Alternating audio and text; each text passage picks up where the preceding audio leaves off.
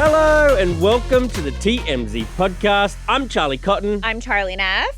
And we are back. We're back live again. We're live again. Been on vacation. Yes. Well, you have at least. I've been here slaving away every day. And we did a week of pre-recorded content, which you guys must have been like, oh no, we need Charlie's back live. Yes. Where were you? I was kind of staycationing, had a friend visit, had Christmas, just like I was around LA area. How did you get like the Christmas vibes from LA during December?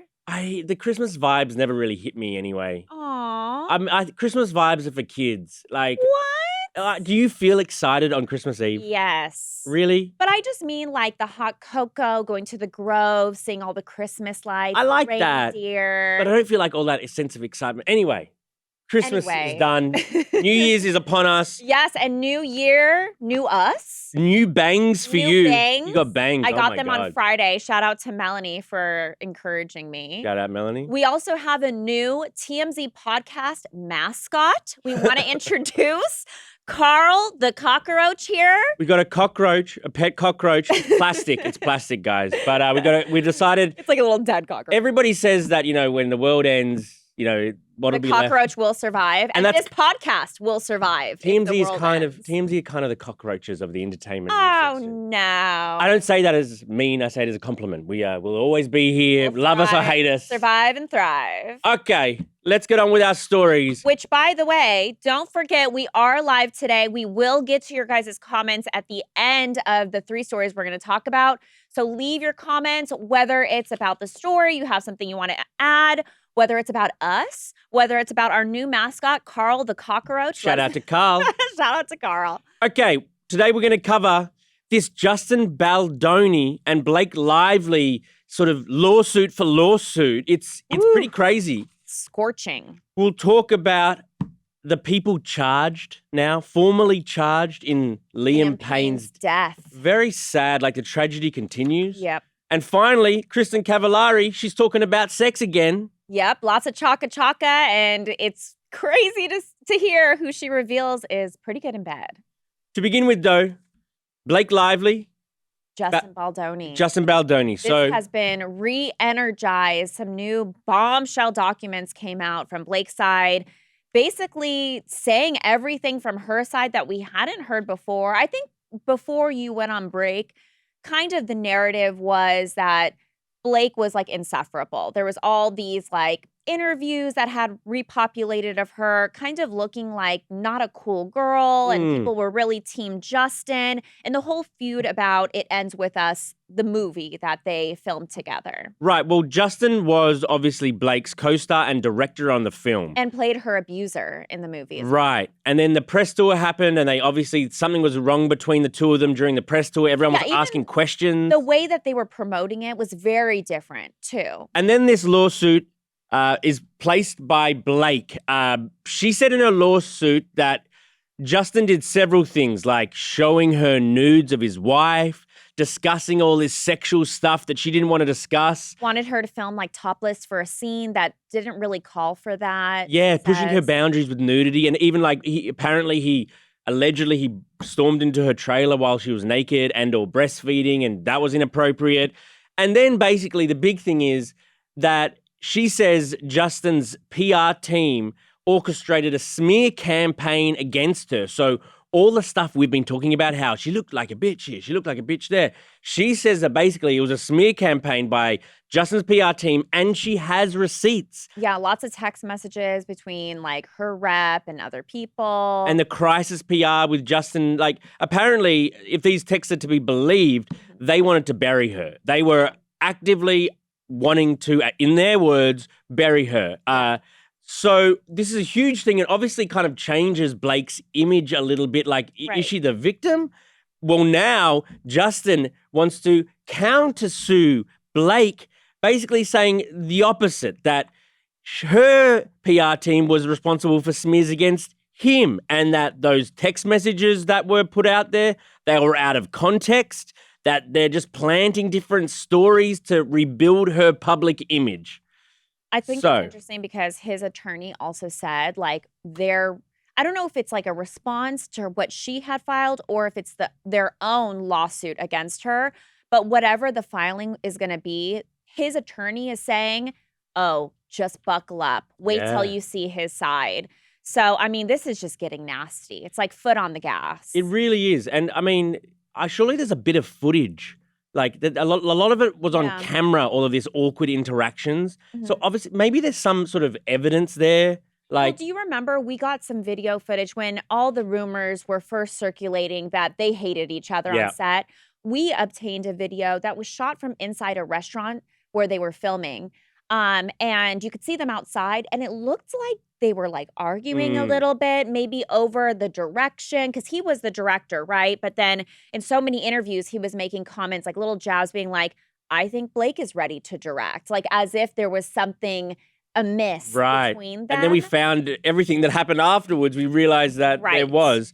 I just think it kind of makes them both look bad. I don't come out of this going, oh, Blake, she really is a saint. I had her wrong all along. You know what I mean? I mean, when you read her side, a lot of those things were absolutely inappropriate. But then at the same time, you look at the interviews, like that kind of, I felt like, is what got her canceled, was all these old interviews that resurfaced of her kind of seeming like nasty. She doesn't seem nice and fun. And no. And, you know, even if, you know, what she says, like, his PR team, Crisis PR, they were the ones getting all this going. But I don't know that that's necessarily the case. Like, the internet will find dirt on you. You know what I mean? The internet was the one that, you know, all these trolls and stuff were the ones that kind of found out these old interviews and was like, oh, this is not that great of her. Yeah. So, I mean, time will tell what happens with these two legal feud. On to our next story. Several people have been charged in connection with Liam Payne's death. One of them is his good friend, Roger Norris, who left Liam at the hotel he was at in Argentina about an hour before he charged to his death. Other people charged have been Brian Pays, a waiter who admitted to using drugs with Liam. Another employee, Ezekiel Pereira, was charged with supplying narcotics. Hotel managers, Gilda and Esteban, have also been charged with manslaughter. These, I just think this tragedy is getting even more tragic. Like, imagine being his friend, traveling around with him. Obviously, he knows that Liam is going through a lot and he's like a bit of a, you know, he's on the edge a lot sort of guy. And then you leave him for an hour. Something tragic happens. He falls from his balcony. And then you're charged with it, with manslaughter? Yeah, I mean, we don't have the whole, like, abandonment thing here in the U.S., but in Argentina, they basically say that if you know that somebody is going through it and you just leave them knowing that they're in a desperate state, you can be charged with abandonment for leaving somebody when you have a duty as a person to make sure that they're okay and don't harm themselves or other people. And, you know, Roger has always maintained his innocence. We did a big documentary. I don't know if you've seen it. If you guys haven't seen it, you should go watch it. It's pretty interesting. But we reveal in our documentary that Roger Norris, he said that, or he was trying to claim that, I didn't know Liam was unhinged. I didn't know he was under the influence, even though just an hour later, everything transpired. So it's kind of like his word versus like what authorities are saying. But at this point, they don't believe him. I do understand why, you know, you'd get your lawyers to say, oh, I had no idea, because you're under these, like, you know, charges. Right. But really, should a friend who's hanging out with a friend be like a ball and chain on them in case something happens? Like, it just seems like unreasonable to ask a fully grown man. Liam is like, how old was he? 35? Yeah. Ask another 35-year-old, you have to be his keeper. And if anything bad happens to him, it's your fault. And so they're holding him on an embargo. He can't leave the country. Maybe he's going to go to prison. It just seems like a step too far. I know. It's not like he gave him the drugs, right? It's not like he technically contributed to his death, but they believe he did. I also feel sorry for the people who did supply him the drugs. Why would you feel sorry for drug dealers? Because they might go to prison now. Well, yeah, that's what happens. That's the risk you take when you do something illegal. I guess. You know. I still feel sorry for them. I still feel sorry for them. I don't think they didn't do anything that I think was like really, really Well, Evil. Charlie is pro drug dealer. I'm not pro drug dealer, but sending him to prison forever. Yeah, that is the law. By the way, here too, and Australia as well. I'm allowed to feel sorry for them. And then also those hotel employees who put Liam in the room because he was acting out in the hotel lobby. Yeah, and they like carried him up to the room. They locked the door. They did call police. They're in deep doo-doo. Yeah, they're busted as well. Okay, on to our final story, Kristin Cavallari. Yep. So she was on a new episode of her podcast. Actually, she was on with Bunny XO's podcast, Dumb Blonde.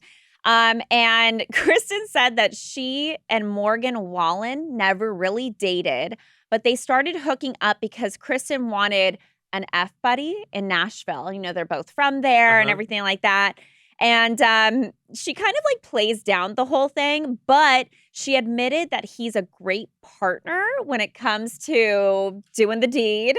Right. And she added he has a really big heart, which kind of like is sweet because it makes you think he's like, you know, they do the deed and he's like, can I get you some water? Like, you know, seems like very caring. I think she was doing the whole, you know, he has a really big heart. Oh. I think she was doing that thing. Do you think she sounds like this? Like, oh my God. Like, he has such a big heart. She sounds a little, you and her do have a few parallels. Do we? Yeah. I mean, we are kind of like the same age. Same age, blonde. I don't talk like that though. No. My voice is a little higher. Hers is down here. Like, oh. She also talked about how like, so her time with Morgan, she says was the first time in her life that the guy wasn't completely enamored with her. She says in every other relationship, the guy's been all over her. But in this one, Morgan wasn't at all. And that really kind of drove her crazy and maybe even drove her away because that's not her type. She wants to have control, she says. Well, yeah, I think every girl, for the most part, wants a guy to be all about her. Like, if you're not, it kind of makes you feel like unworthy. But do you want the guy like under your thumb, like, you know, do like a little butler? Yeah. Oh. Yeah. I think it's like, it's a way of like showing love and like admiration. Well, you're a certain sort of someone then. Maybe you and Kristin are the same. Like, I don't think there's a girl out there that's like, I want to sleep with a guy and I don't want him to want me. Like, no, what? I know. That's weird. But a bit of equality. Kristin says she likes to have the upper hand. Some people just like to be on the same playing field. Oof, no. I think the guy's always got to show a little more. But a lot of guys might say they want the upper hand over the wife. I can't imagine. Really? You want a girl to be obsessed with you and you're not even into her? No, but like as much as she is, like that's clingy. That's where you guys start being like, oh, she's clingy. She's stage 5 clinger or whatever. True. Yeah, a guy needs to be super into a girl for it to work. Well, clearly. And it obviously, I mean, she just wanted an F buddy, so it's fine. She wanted an F buddy.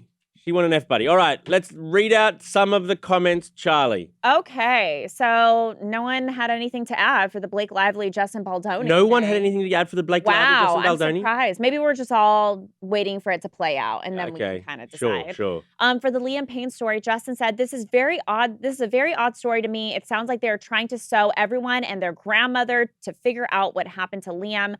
Whether may be innocent or not, it seems like they are creating laws and rules throughout this case just to solve it. I don't think it's going to be solved. I think they're just trying to find people accountable, right? I mean, the dad was over there. It's probably got to add some pressure, a lot of media attention. I agree. And I agree with the next comment. Evelyn says Liam's own addiction is to blame. No one else. Yeah, I agree with that as well. He definitely is. It's a horrible tragedy. It's a horrible accident. Drug dealers, you got to get them off the street so that something else doesn't happen to other people. Do you not know people that have had drug addictions and you think like, who's giving these people? I know, but this poor hotel employee who's not a drug dealer. No, Charlie, if this hotel employee was a good enough drug dealer, do you think he'd still be a hotel employee? No, he's just your average recreational type guy trying to make an extra buck.